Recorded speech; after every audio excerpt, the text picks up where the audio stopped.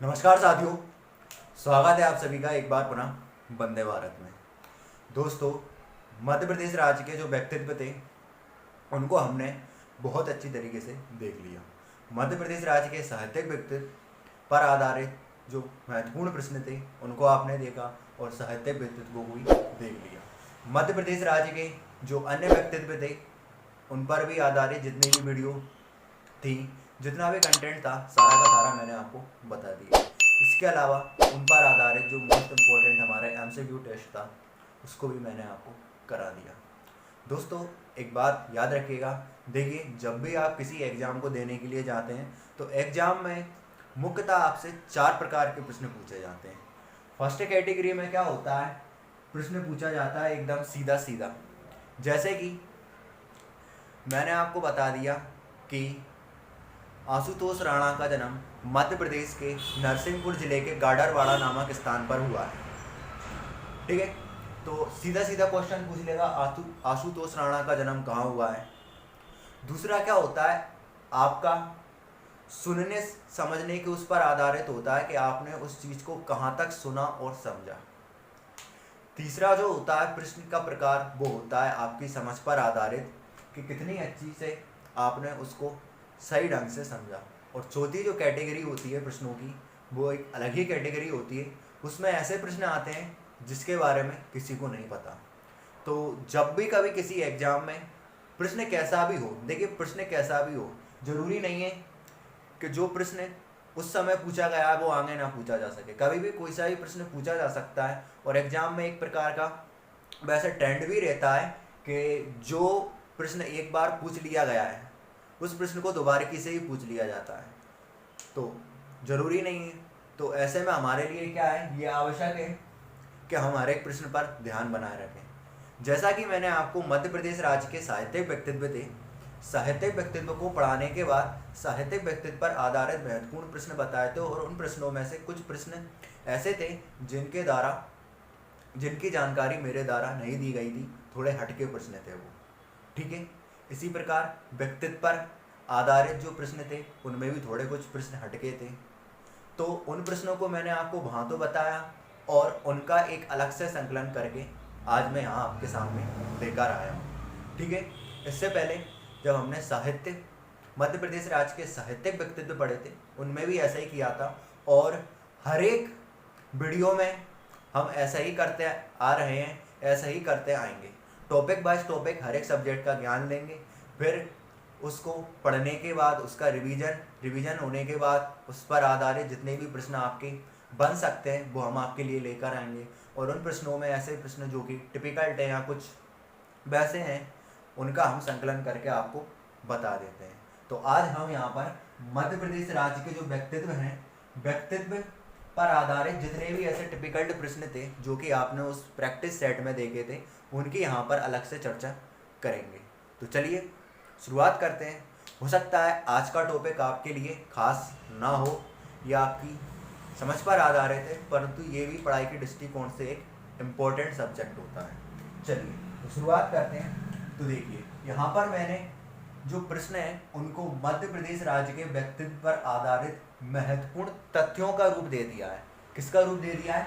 मध्य प्रदेश राज्य के व्यक्तित्व पर आधारित महत्वपूर्ण तथ्यों का रूप दे दिया है। तो देखिए, पहला प्रसिद्ध शास्त्रीय संगीत। ठीक है, शास्त्रीय संगीत की प्रसिद्ध गायिका जो कि ध्रुपद गायन से संबंधित है, बेगम असगरी बाई। बेगम असगरी बाई, इनका जो जन्म है ये मध्य प्रदेश राज्य के छतरपुर जिले के बिजावर नामक स्थान पर हुआ है। ठीक है, और ये अपनी जन्म के समय अपनी माँ के साथ टीकमगढ़ आई हुई थी। ठीक है, तो इनकी माँ का नाम क्या था?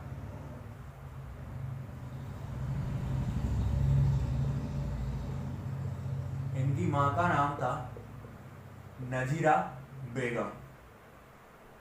इनके साथ क्या थी, ये जन्म के समय टीकमगढ़ आई हुई थी। अभी आपने प्रैक्टिस सेट में देखा ही होगा कि प्रश्न पूछा गया था बेगम अख्तरी बाई का जन्म कहाँ हुआ है। जन्म तो इनका छतरपुर हुआ है, पर उसमें ऑप्शन में टीकमगढ़ दिया हुआ था। तो ये अपने माँ के समय, ये अपने जन्म के समय अपनी माँ के साथ टीकमगढ़ आई हुई थी, तो उस हिसाब से सही आंसर क्या हो रहा था, टीकमगढ़ हो रहा था। ठीक है। फिर मधु यादव का संबंध, मधु यादव जो कि मध्य प्रदेश के ही एक खिलाड़ी हैं, इनका संबंध किस खेल से है, हॉकी से। ठीक है, किस खेल से है, हॉकी से है। आगे देखिए, इंपॉर्टेंट फैक्ट है, ये क्वेश्चन आपका आगामी एग्जाम में 100% पूछा जा सकता है। विजय राजे सिंधिया वर्ष 1957 में मध्य प्रदेश के किस स्थान से लोकसभा चुनाव के लिए चुनी गई थी। तो देखिए, विजय राजे सिंधिया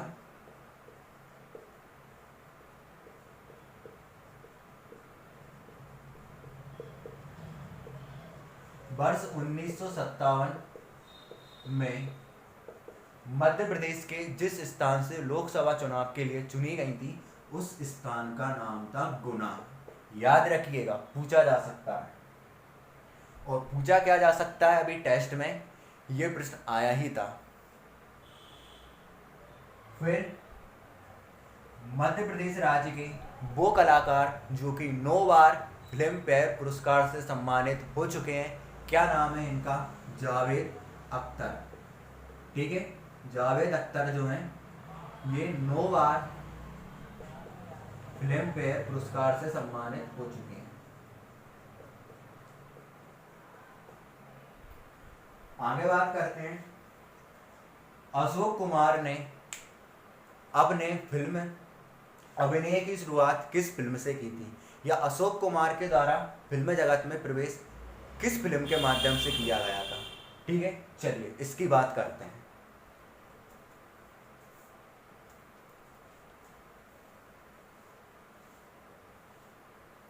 तो देखिए, अशोक कुमार के द्वारा जो पहली फिल्म की गई थी उसका नाम था जीवन नैया। क्या नाम था, जीवन नैया। प्रैक्टिस सेट में सिर्फ नैया दिया था। ठीक है, ऐसे भी प्रश्न आपके एग्जाम में आते हैं, आपको चूज करना होता है अपने उससे। फिर कुमार गंधर्व का वास्तविक नाम क्या है, तो कुमार गंधर्व का वास्तविक नाम क्या है, देखिए, शिवपुत्र सिद्धराम, शिवपुत्र सिद्धराम कोलासकी। ठीक है, कुमार गंधर्व का वास्तविक नाम जो है वो है शिवपुत्र सिद्धराम कोलासकी।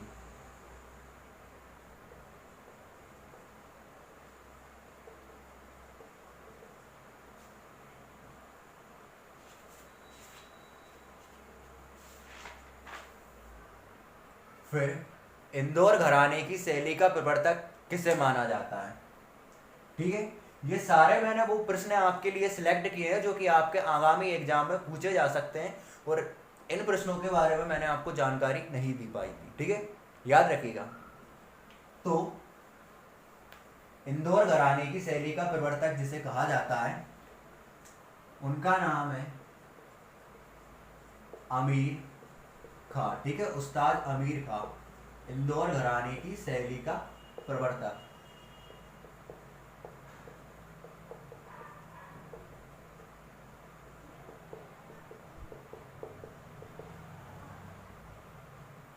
कृष्णायन एवं अनुदिता नामक पुस्तकों का लेखन किसके द्वारा किया गया था। तो कृष्णायन एवं अनुदिता नामक पुस्तकों का लेखन जिसके द्वारा किया गया था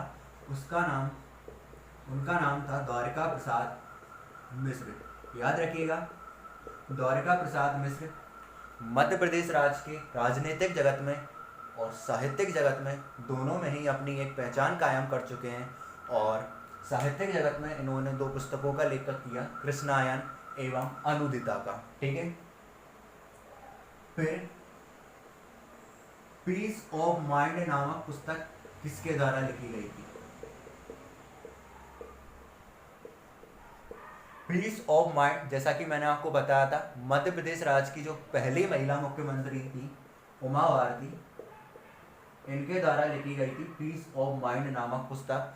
और उमा भारती का जन्म जो हुआ था वो हुआ था टीकमगढ़ में, एक स्थान है डुंडा, ठीक है, टीकमगढ़ के एक डुंडा नामक स्थान पर क्या हुआ था, इनका जन्म हुआ था।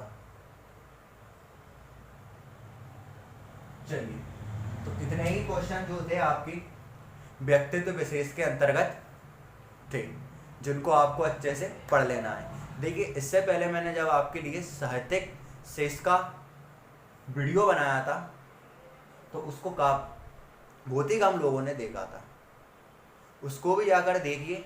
और मध्य प्रदेश राज्य के व्यक्तित्व पर अभी तक जितनी भी वीडियो बन गई हैं सभी को अच्छे से देखकर आप अपना व्यक्तित्व संबंधी जो ज्ञान है उसको स्ट्रॉन्ग कर सकते हैं। तो आज के लिए इतना ही काफ़ी है। अब मध्य प्रदेश राज्य के व्यक्तित्व तो समाप्त हो चुके हैं, बात करेंगे हम एमपी जीके के अंतर्गत ही। एमपी जीके से रिलेटेड जो अन्य टॉपिक हैं हमारे, उनके बारे में हम बात करेंगे मध्य प्रदेश राज्य के इतिहास के बारे में बहुत जल्द। तो आज के लिए इतना ही काफ़ी है, मिलेंगे हम सब नेक्स्ट वीडियो में इसके बाद मध्य प्रदेश राज्य के इतिहास के साथ। अगर आपको ये वीडियो पसंद आया हो तो वीडियो को लाइक कर दीजिएगा, अपने सभी दोस्तों को शेयर कर दीजिएगा, चैनल को सब्सक्राइब कर दीजिएगा। और अगर आप इस वीडियो की भी पीडीएफ चाहते हैं तो इस वीडियो की भी पीडीएफ आपको डिस्क्रिप्शन बॉक्स में जो लिंक दी गई है उस पर क्लिक करने पर मिल जाएगी। तो आज के लिए इतना ही काफ़ी है, मिलते हैं हम मध्य प्रदेश राज्य के इतिहास के साथ। तब तक के लिए जय हिंद, जय भारत।